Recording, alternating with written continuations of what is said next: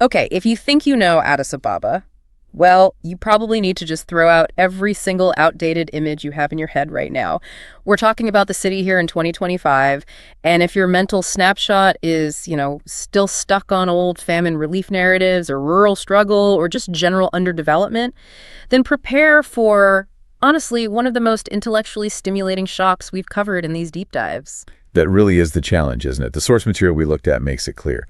Addis Ababa is a city that just defies easy expectation. So our mission today really is to explore this pretty dramatic metamorphosis. We want to examine the thesis from the sources that the city operates as a kind of symphony of chaos and calm, of ancient smoke and hypermodern ambition. Right. We're not just looking at some historical capital frozen in time. We are looking at a living, breathing organism. And it's right in the middle of this radical, dramatic change. And you feel that tension, don't you? It's visible on every single street corner, every new building site. It's this constant, profound negotiation between its deep, deep history and its absolutely breakneck grasp for a totally new future. Yeah, absolutely. And in fact, that negotiation, it starts even before you touch the ground. Okay, let's unpack that visual shock then, because that seems to be the immediate sensation when you're descending into Boli International Airport. You might be expecting, I don't know, a sprawling, low-rise capital, maybe. But instead, the first thing that hits you is this massive forest of construction cranes. The source material describes them almost like metallic sentinels watching over the city. And what's fascinating right from the start is how quickly the city presents its architectural duality. It's right there on the skyline. You see the ultra-gleaming glass of the African Union headquarters, a big symbol of Pan-African strategy, modernity. Impressive building, yeah. Very. But then, standing almost shoulder to shoulder with it, you've got the rustic, deeply historical hammer and sickle motif of the Yakati 12 monument. It immediately signals, this city's past isn't being erased.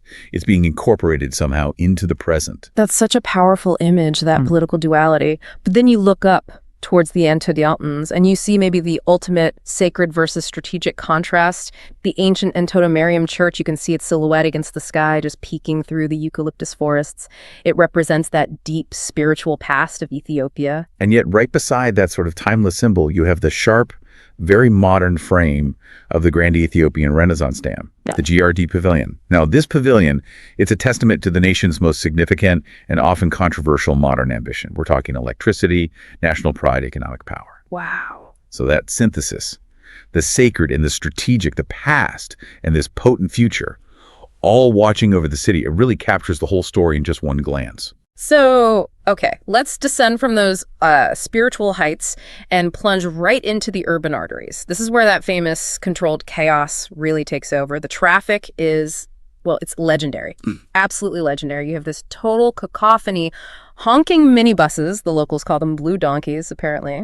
Yeah, blue donkeys. Mixed in with brand new sedans, and also, surprisingly, a growing number of electric vehicles, all vying for space. It really does sound like this impenetrable, highly improvised dance.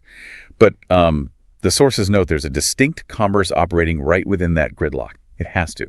You've got street vendors weaving through the stopped cars. They're selling necessities, novelties. What sort of things? Oh, Coors. That's chewing gum. Phone chargers, of course. But also beautiful, intricate Ethiopian crosses, soccer jerseys, too. That street-level hustle, it just defines the city's pulse and the ingenuity you need just to get through the day. Right, but if that intense gridlock maybe represents the friction of the past meeting the present, then the Addis Ababa light rail seems like the city's most potent symbol of its new direction. Absolutely. It's described as gliding, almost gracefully, on these elevated tracks. It's efficient, it's clean, remarkably affordable. It's definitely more than just a train system. It's a very clear statement about the city's capacity for modern, functional infrastructure. And that focus on function, it's deeply connected to this conscious effort to reclaim and enhance public life. The source material calls it the Sheger Revolution. You look at projects like Sheger Park, Friendship Square. These weren't always there. No, not like this.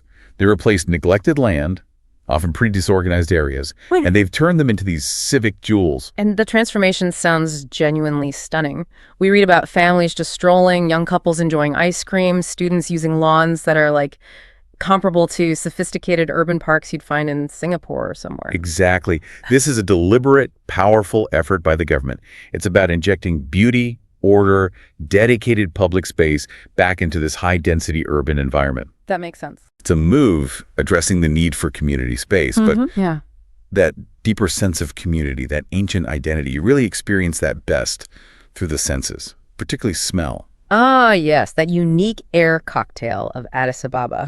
It's immediately memorable, isn't it? You've got the earthy scent of roasting coffee bunna wafting from everywhere, mixed with the sharp, almost resinous aroma of frankincense. They call it itan. Itan. And then, of course, the occasional tinge of diesel fuel. It creates this truly singular profile. You wouldn't smell it anywhere else. And if you follow that coffee smoke, that bunna smell, Yeah. you find the city's real heartbeat, the traditional coffee ceremony. This is really crucial context, I think, for understanding the pace of life here. It's not a rush transaction like grabbing a latte to go. No. Definitely not. It's sacred. It's a slow ritual, roasting the beans, grinding them, brewing. It can easily last for hours. It's the mandatory, deliberate pause for conversation, for community. It's a social anchor that really defines local life. But wait, isn't there a tension there between that deep history, that 3-hour ritual, and this aggressive push for modernity? How does a city maintain that when construction cranes are everywhere demanding immediate action? Well, that's perhaps the most brilliant part of the transition we're seeing. The new generation, they're actively reinterpreting that ritual. You go just a few blocks away, maybe into areas like Bole Atlas or the old airport districts, Okay. and you find these third-wave coffee shops.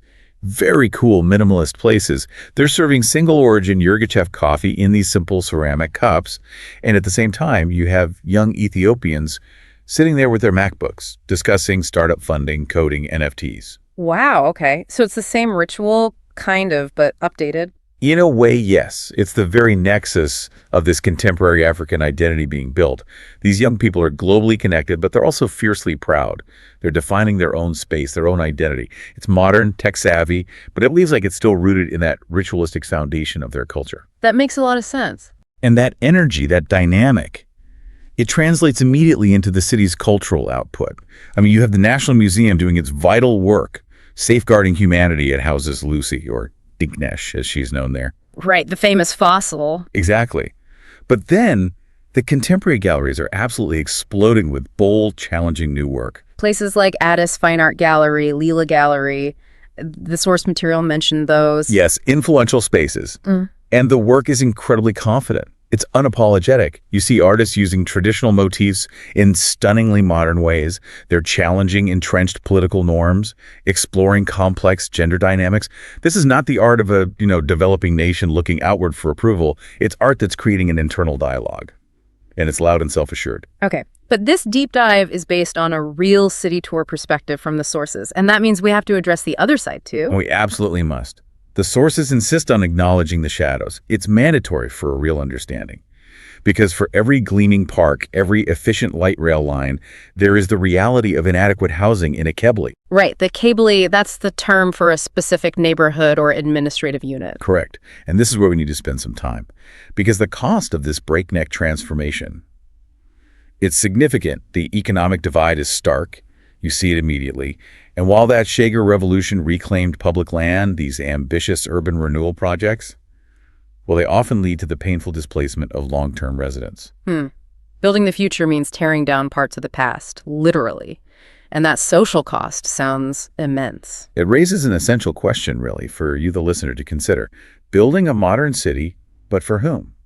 The source material details the incredible resilience required just for daily life there, often navigating unreliable basic services. Like power outages. Exactly. Even with all the investment, the reality of intermittent power, water outages, it still offsets the promise of all that shiny new infrastructure.